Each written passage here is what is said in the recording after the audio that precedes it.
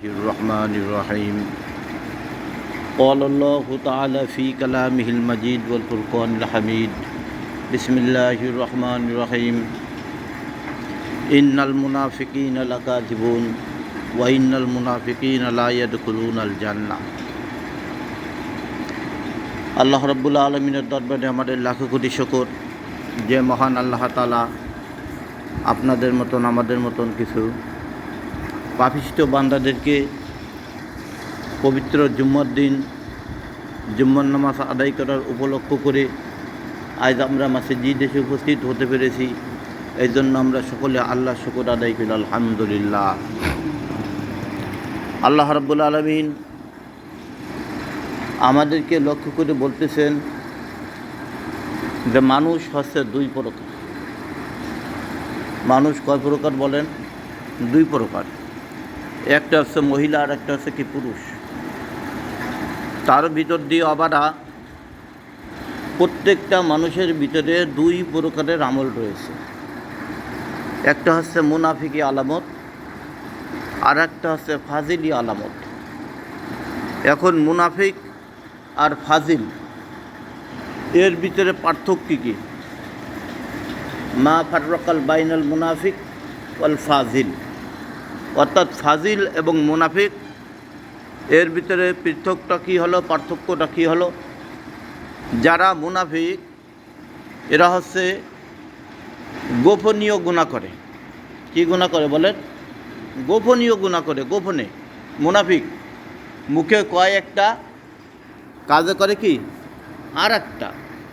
আর যিনি ফাজিল এ প্রকাশ্য কুরআনও মানে না, হাদিসও মানে না, মুসলমানও মানে না, ধর্ম মানে না, কোনো নীতিও মানে না, কোনো কিছু মানে না। এ হলো ফাজিল।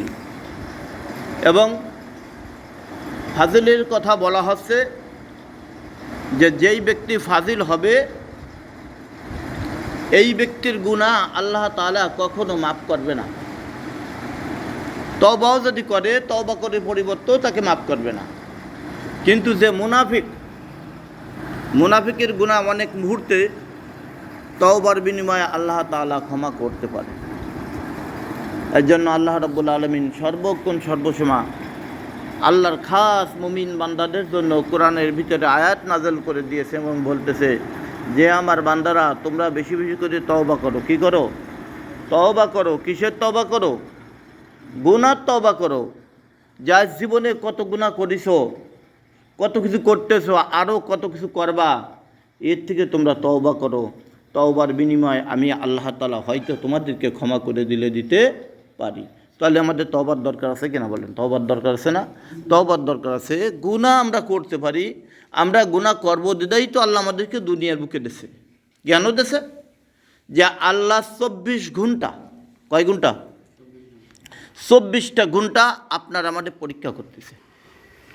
আল্লাহ কালামের পাকের ভিতরে আয়াতের ভিতরে বলেন ওয়ালানাবলুয়ান্নাকুম বিশাইইম মিনাল খাউফি ওয়াল জু।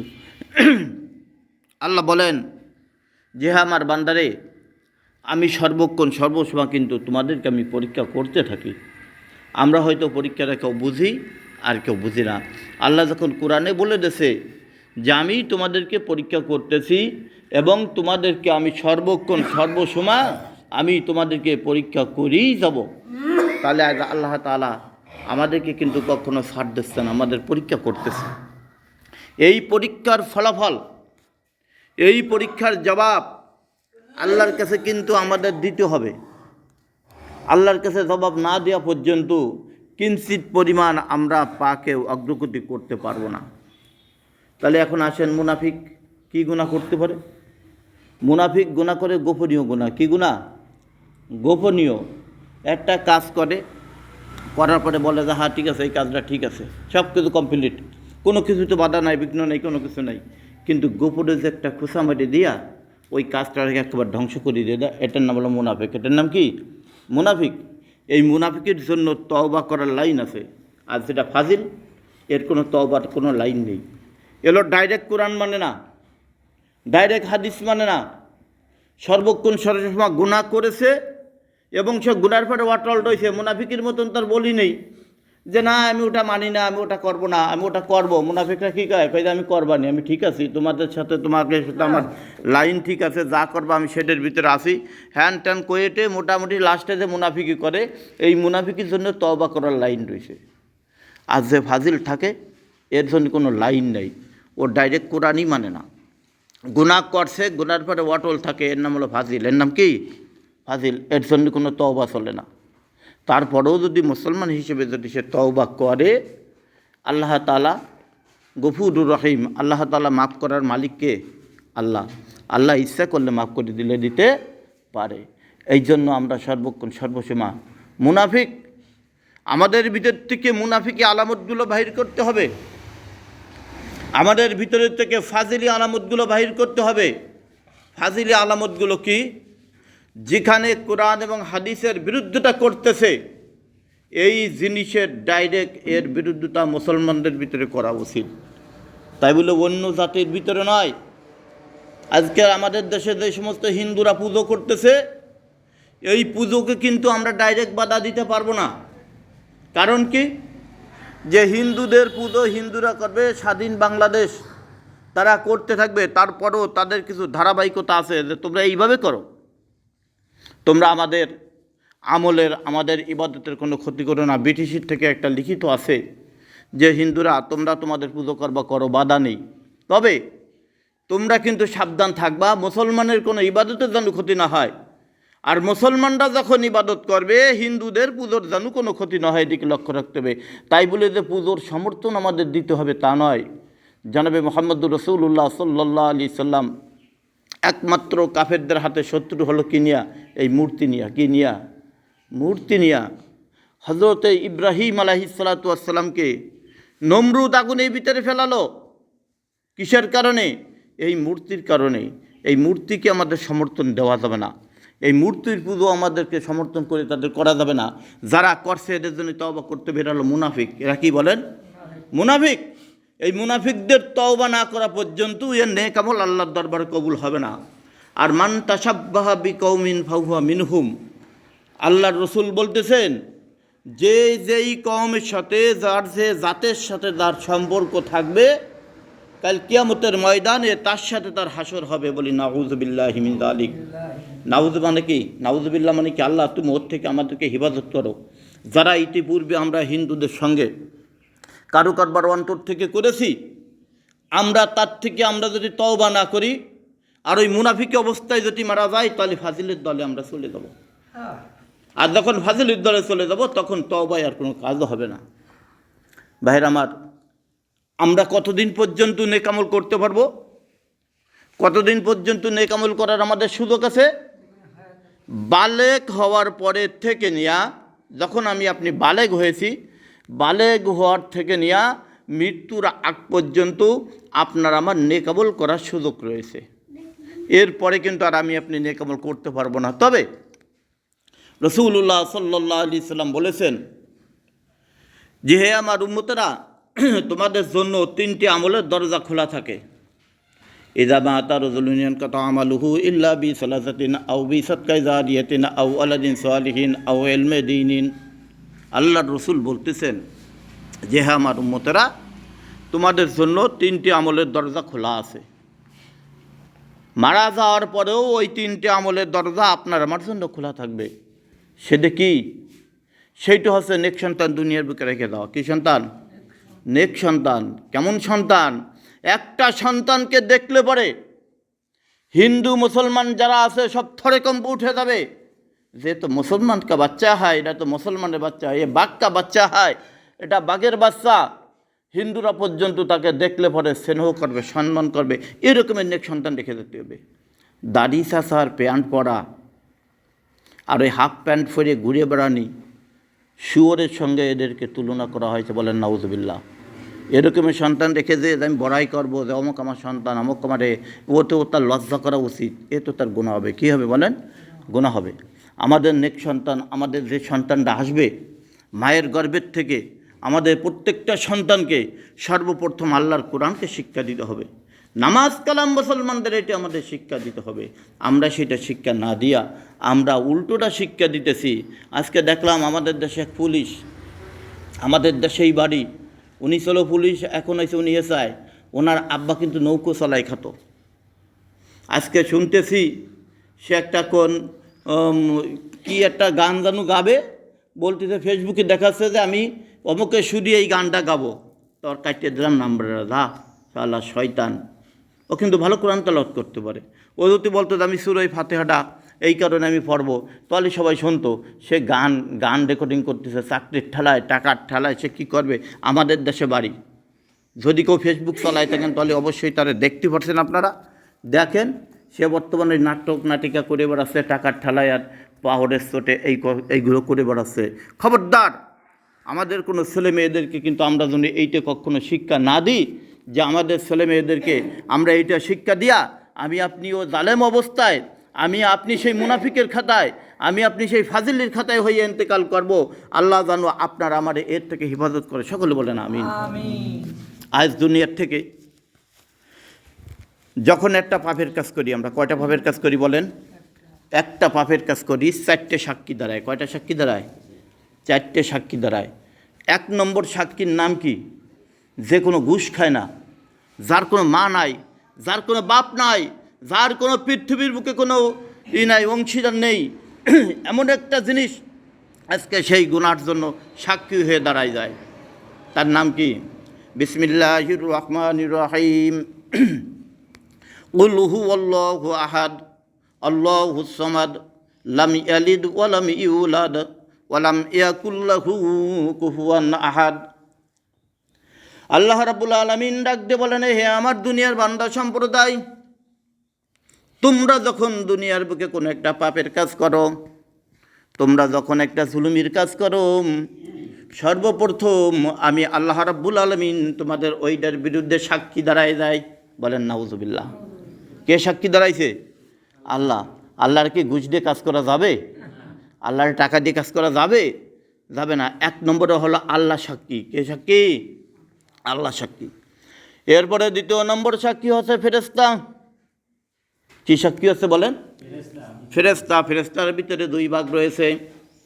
এক ধরনের ফেরেশতা আল্লাহ তাআলা আপনার আমার জন্য তৈরি করেছেন, যেই ফেরেশতাদেরকে আল্লাহ তাআলা 10টা ফেরেশতা আপনার আমার পিছনে যতদিন পর্যন্ত জীবিত থাকবো, মায়ের পেটের থেকে পড়ার সাথে সাথে মৃত্যুর আগ পর্যন্ত এই 10টা ফেরেশতা আপনার আমার সর্বক্ষণ সর্বসীমা বডিগার্ড হয়ে থাকে। যদি এই ফেরেশতারা যদি আপনার আমার বডিগার্ড না হয়ে থাকতো, তাহলে কিন্তু আমি আপনি 1 সেকেন্ডের জন্য হাঁটাচলা নড়াচড়া কোনো কিছু করতে পারতাম না, কাইতে পড়ে যেতাম। দেখেন না, মূর্তি বানায় মানুষের মতন, কত সুন্দর মূর্তি। ওদের ফাঁসার ভিতরে একখান বাঁশ দিয়ে খাড়া হইয়া, তারপরে কায়দা করে ল্যাপ দিয়ে পিছনে মাটি দিয়ে থুয়ে দিয়েছে, তারপর ওটা ঠ্যাক দিয়ে রাখতে হয়েছে, ওরে পড়িয়ে না যায়। আর যদি মানুষের মতন রাখতে পারতো, তাহলে তার ওদের কোনো কারণই ছিল না, ওরা পুরোপুরিভাবে রেখে দিত। কিন্তু ওদের কাছে তো ফেরেশতা নাই, ফেরেশতা রাখতে পারবে না। এই ফেরেশতার একজন হলো সাক্ষী। 2 নম্বর সাক্ষী কারা? ফেরেশতা। 3 নম্বর সাক্ষী হচ্ছে আপনার আমার কিরামান কাতিবিন। এই কিরামান কাতিবিন কিন্তু ভিন্ন ফেরেশতা। এই ফেরেশতারা কখন থেকে আপনার আমার কাছে আসে সেটা সামনে বলা হবে যদি সময় থাকে। এই কিরামান কাতিবিন হলো 3 নম্বর ফেরেশতা। 4 নম্বর সাক্ষী হয়ে যাইতেছে আপনার অঙ্গ প্রত্যঙ্গ। আমার আপনার কি অঙ্গ প্রত্যঙ্গ সবগুলো সাক্ষী হয়ে যাচ্ছে। আজ আমাদের অঙ্গ প্রত্যঙ্গ রয়েছে। আজ আমাদের লজ্জাস্থান আমরা কোথায় অন্ধকার রাত্রে ব্যবহার করতেছি? রাতের অন্ধকারে আমাদের হাতটা কোথায় চলে যাইতেছে? কার মালের পরে যাইতেছে? কার সম্পদে পরে যাইতেছে? একমাত্র হিসাব কিন্তু আল্লাহর কাছে রয়েছে। কার কাছে রয়েছে বলেন? আল্লাহর কাছে রয়েছে। এই জন্য আমাদের বেশি বেশি করে তওবা করতে হবে। আল্লাহ কেন তওবা করতে হবে? যখন আপনার আমার জন্য হাসরের ময়দান শুরু হয়ে যাবে। কিসের ময়দান শুরু হবে বলেন? হাসরের ময়দান যখন শুরু হয়ে যাবে, আল্লাহ রাব্বুল আলামিন বলবেন উসকুতলিদ দাহানুন ওয়াল লিসানুন, আজকে তোমার মুখ আর তোমার জিহ্বা আজকে বন্ধ থাকবে। তোমার জিহ্বার মুখ দিয়ে তুমি কোনো কথা বলতে পারবে না। আমার বান্দা রে, তোমাকে আমি বলি আজকে তুমি কোনো কথা বলতে পারবে না। তোমার আজকে হিসাব নিকাশ আমি আজকে এইখানে বসেই তোমার সব কিছুকে নেওয়া হবে। এই বলে যখন আল্লাহ রাব্বুল আলামিন আপনার আমার মুখ আর জিহ্বাকে বন্ধ করে দেবে, গালের ভিতর থেকে জিহ্বায় আওয়াজ করতে থাকবে আর ডাকতে থাকবে, আল্লাহ এই ব্যক্তি দুনিয়ার বুকে কখনো তোমার কোরআন তেলাওয়াত করি নাই, কোরআন তেলাওয়াত করার কখনো কোনো সহযোগিতা করি নাই।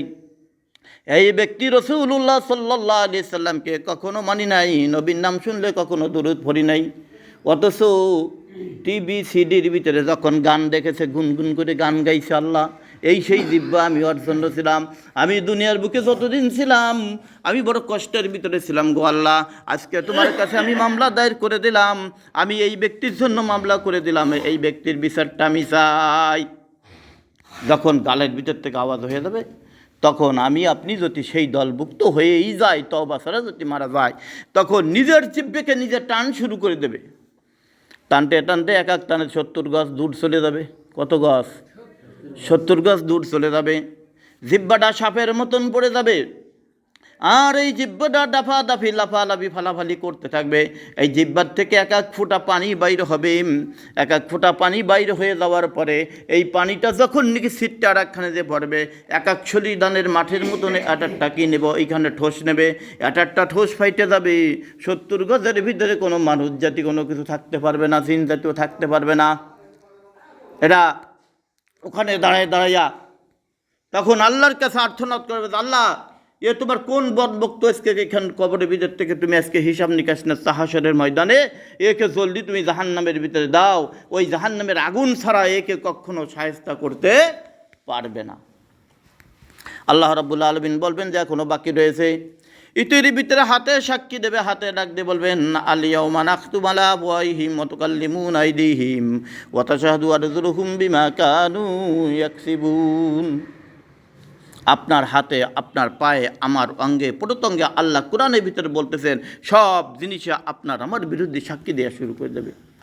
হাতে ডাক দিয়ে বলবেন যে আল্লাহ এই ব্যক্তি পরে সম্পদ লণ্ঠন করেছিল, এই ব্যক্তির পরের জমিগুলো মারি করে নিয়ে গেছিল, এই ব্যক্তি নিজে নিজে জমিগুলো মাইফে নিজের ভিতরে জমি নিয়ে গেছিলো, এই ব্যক্তি অমুকের টাকাগুলো মারিয়ে রাখছিল, আমি সেই হাত আজকে সাক্ষী, এর বিচারটা তুমি করে দাও। এই তো বিচার শুরু হয়ে যাবে। এইভাবে কবরের ভিতরে যখন আমি আপনি দুনিয়ার থেকে একটা গুনার কাজ করব, তাহলে কয়টা সাক্ষী দাঁড়াইছে বলেন? 4টে সাক্ষী দাঁড়াইছে, মনে রাখতে হবে। 1 নম্বরে আল্লাহ, 1 নম্বরে কিরা আল্লাহ, 2 নম্বরে ফেরেশতা, 3 নম্বরে কিরামান কাতিবিন, 4 নম্বর হচ্ছে আপনার আমার অঙ্গ প্রত্যঙ্গ।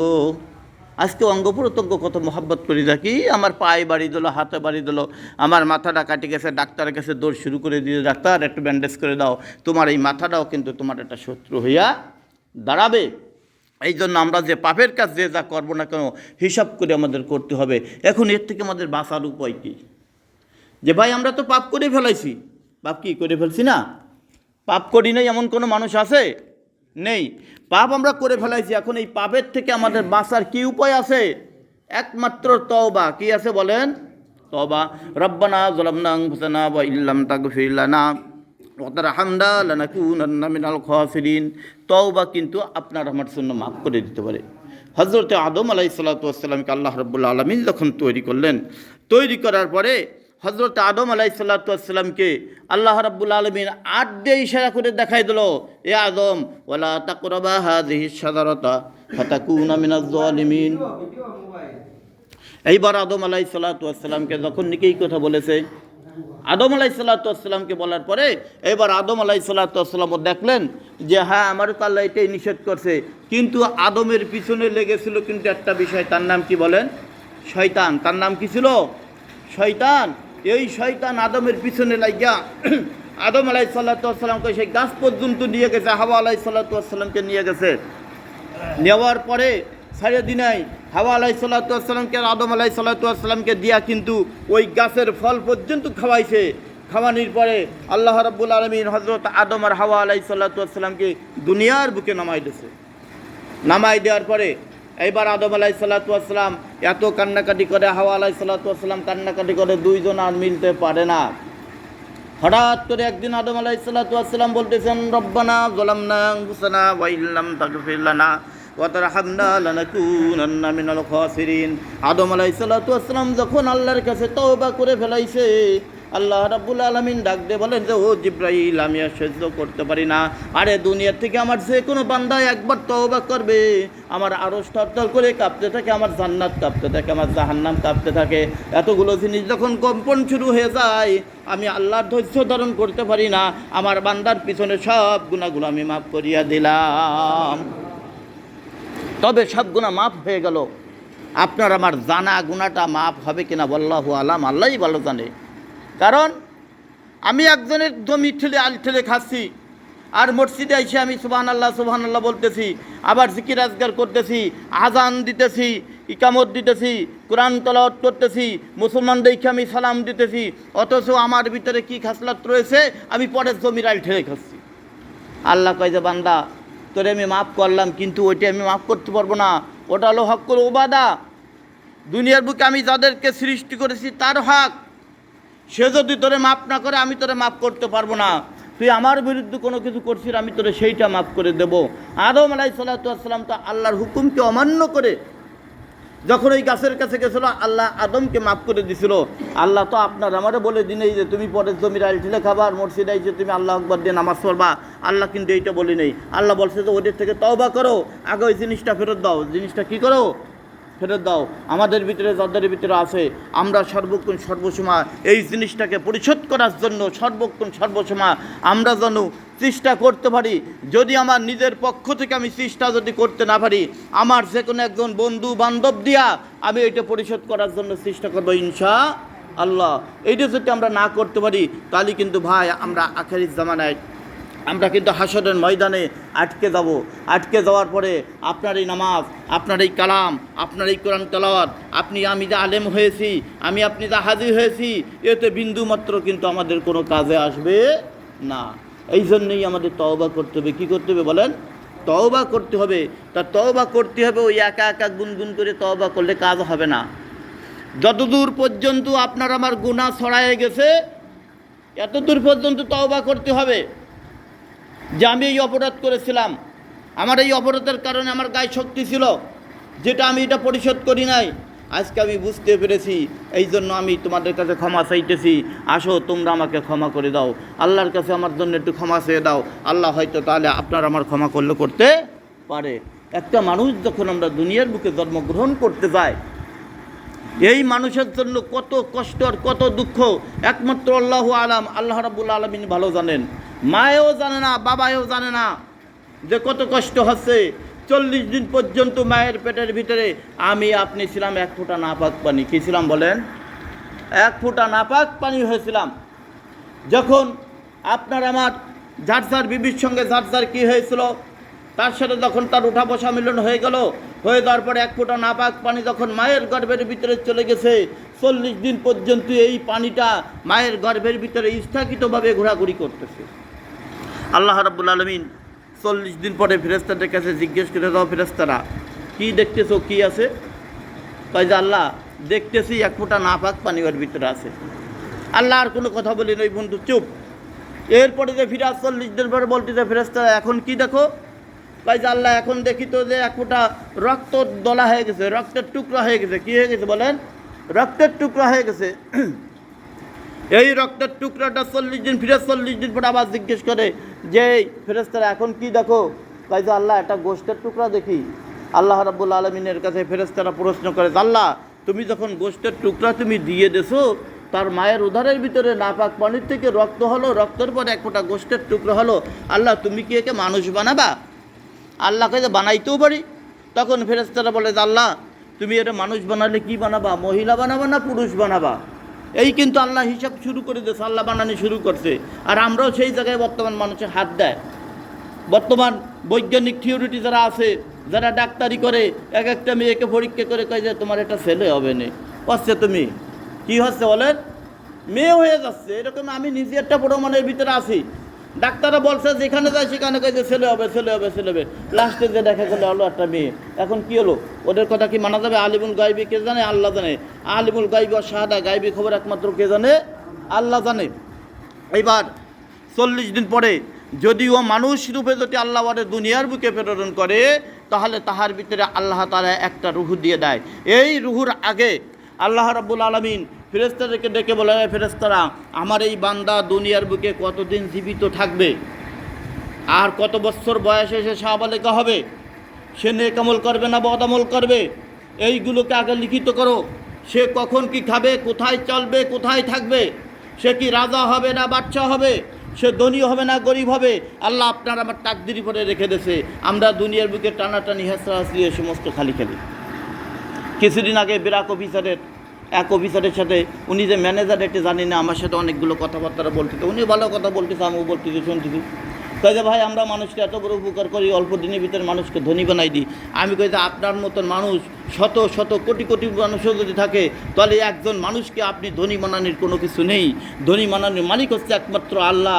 আল্লাহ তাআলা আপনাকে আমাকে সৃষ্টি করার সময় আল্লাহ লিখে দিয়েছিল যে আপনি একজন বিরাকের ম্যানেজার হবেন। এই জন্য আপনি ম্যানেজার হয়েছেন, আপনার নিজের কারণে আপনি হতে পারেননি। কই যে হুজুর আপনি